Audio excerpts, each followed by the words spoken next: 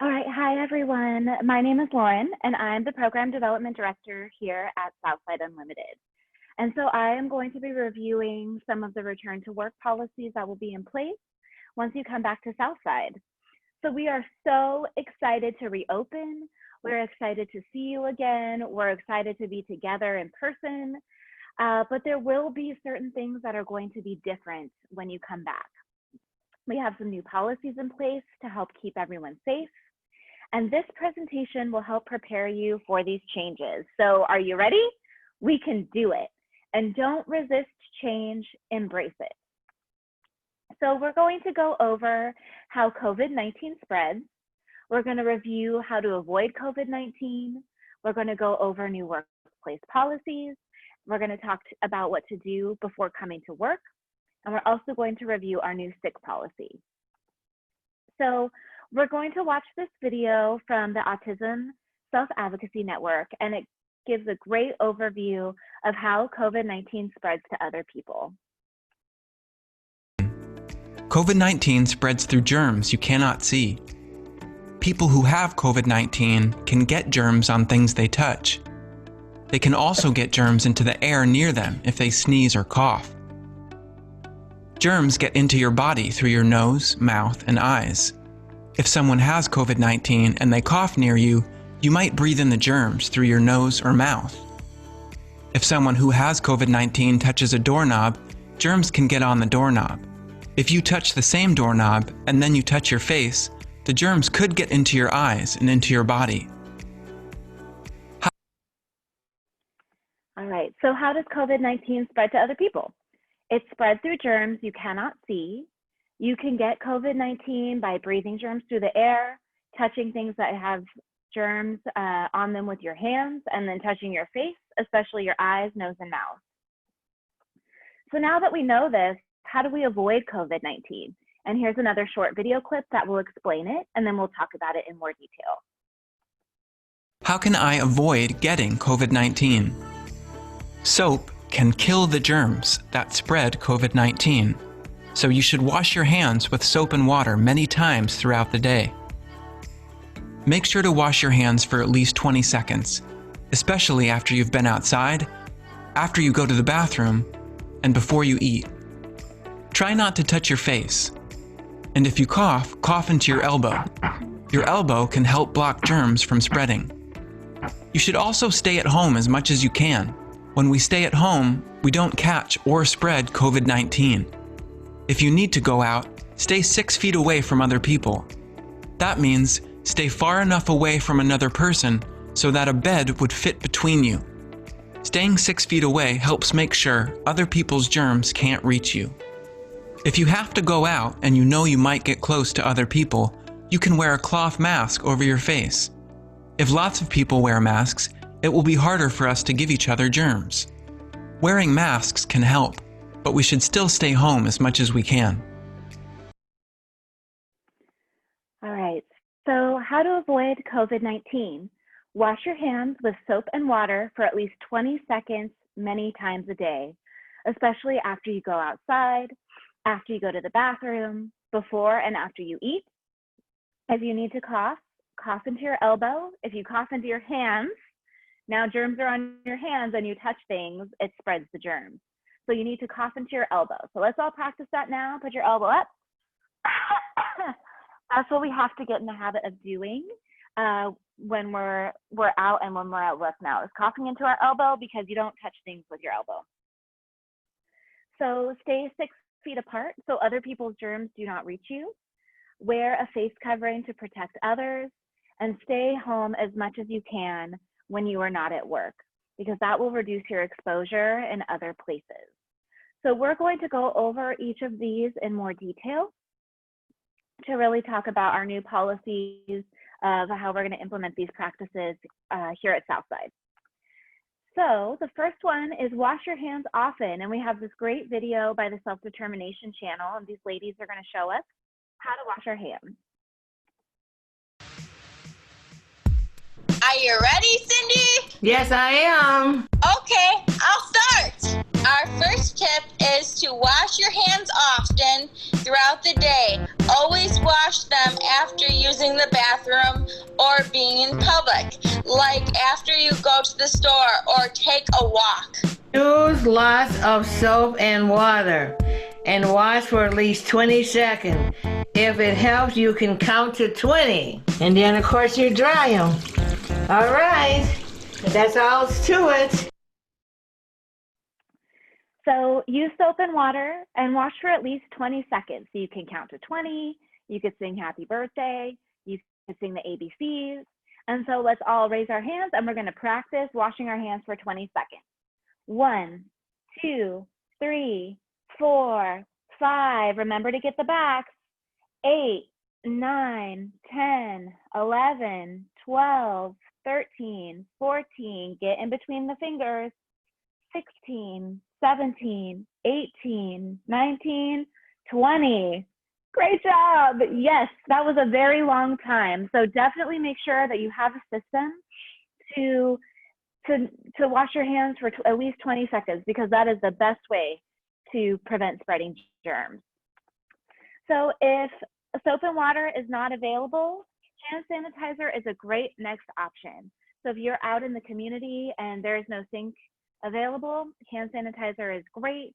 If you realize that you coughed into your hands and you need to sanitize them really quickly before you go and wash your hands, that is also very effective. So rub your hands together hard until the hand sanitizer dries.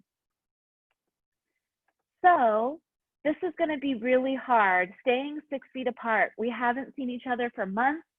We finally get to be in the same room and we're so excited. The first thing I'm going to want to do with all of you is give you a big hug. We cannot do that. We have to stay 6 feet apart so we don't share germs with each other. So for now, no hugging, no high fives, no handshakes, anything touching we cannot do. And so what we could do instead is give each other thumbs up, air high fives from 6 feet apart, and waves, because there's no touching involved. When you get back into your groups and into studio in the warehouse, there's going to be fewer people working together so we can maintain that physical distancing. We're going to sit 6 feet apart, and there will be an X marker to show you where to sit. So for now, we cannot share supplies, food or drinks, cups or water bottles. So that's going to be very different. We can't share food, we can't share water bottles, and you'll work with your supervisor directly about art supplies, supplies in the warehouse, all of those things, and how we are going to sanitize them between uses and make sure that we don't touch each other's things and then get each other's germs. So why should we wear a face covering? This woman says it all. Sneezing or coughing releases a lot of droplets into the air that could have the virus. So you see those droplets coming out of her nose and mouth. Those droplets then travel across the room. And so wearing a face covering protects other people from your germs, because those droplets don't go across the room. Now they stay with you and in the mask. So we recommend wearing a face covering when you're here at work at Southside. So how to properly wear this face covering: make sure you cover your mouth, nose, and chin. Make sure it's secure over your face and not too loose. Make sure you could breathe easily. Wash your hands after removing your face covering, and then wash or change your face covering every day, because once you wear it, that face covering is full of germs, and so you want to wash your hands after touching it, and you want to wash it before wearing it again, because you're just going to put a germy mask back on, and that doesn't work. So if you brought your mask with you to watch this video, get your mask now. We're going to practice putting it on properly. So put it over both ears and then pull it up. So it's covering your nose, your mouth, and your chin. And this will properly cover all the droplets from coming out. And so make sure it's not below your nose. The germs can come out of your nose. We see some people wearing masks like this. That doesn't block anything. So we will work with you, and your supervisor will work with you on finding a mask that you can breathe through, that is comfortable, that works for you. There's a lot of options that we have found, and so we can give you that information. We also know it's hard to wear them all day, and so we're going to be providing additional breaks for you to go outside, take off your mask, take a break from it, because it will be something we'll have to get used to. So in the end, we want your mask to look like this little dog with the check mark where his whole lower face is totally covered. So we thought this was a great visual, very clear about what it should look like to wear your mask. All right, so next we're going to review cleaning your workspace. So frequently clean and disinfect high traffic areas. Your supervisor will go over the new cleaning protocols with you that are specific to your workplace. We're going to have a more frequent cleaning schedule for our workplaces. We're going to clean surfaces before and after using them, like tables, chairs, phones, microwaves. And then if you sneeze or cough on something, just disinfect it right away. So don't wait until the next cleaning time. Just if you cough on something, just clean it off right then and there. So now I'm going to go over our new sick policy and our procedures for before you come to work. So before you leave your house in the morning, ask yourself these questions. Do I have a cough? Do I have shortness of breath? Do I have a fever? Do I have chills or muscle pain? Do I have sore throat, loss of sense of smell or taste? And so with this, you'll have to really know what your body does and what your baseline is. If you have allergies and you frequently cough, is this a cough different from my normal? Maybe you have asthma and shortness of breath is normal for you. Is this a different shortness of breath from what I normally have? So if the answer is yes to any of these symptoms, then we ask that you stay home. We really want to be cautious right now. We want to slow the spread, and we want to be preventative when it comes to exposing other people at work. So if you think you're sick and you may have COVID-19, let someone know, let your home know, your family know, tell your doctor, and they will help you with what to do next.